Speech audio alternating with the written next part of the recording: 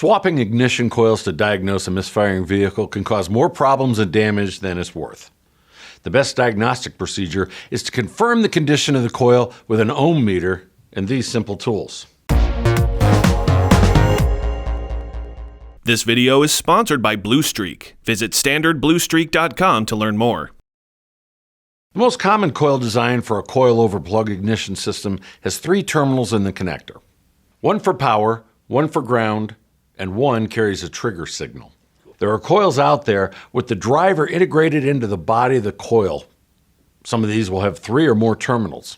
Check the service information to confirm the operation of the ignition coil and terminals before testing. The primary circuit is charged by 12-volt power that is pulled to ground by the ignition controller. The primary circuit is a series of coils wrapped around an iron core. Hook up a 12-volt test light to the terminals for power and ground coming from the vehicle. When the engine is cranked, the light may flash or, in some cases, remain steady. Using a multimeter, measure the resistance of the coil at the power and ground. The primary will have a resistance value between 0.5 and 2 ohms.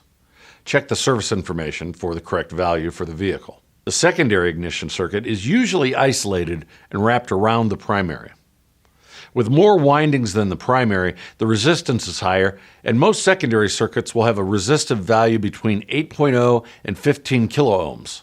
Again, always check the service information for the correct value. The old trick of removing a spark plug and coil and grounding it to the block or head in order to test the output of the secondary will just confirm the presence of a spark.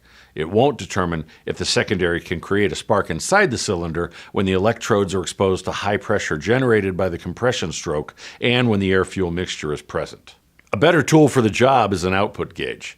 Connect this end of the coil and the other to the ground on the block. The distance or gap between the 2 terminals indicates the kilovolt output of the coil. With these easy tests, you can confirm the basic operation and condition of an ignition coil. From there, you can start looking at scope waveforms. I'm Doug Kaufman. Thanks for watching.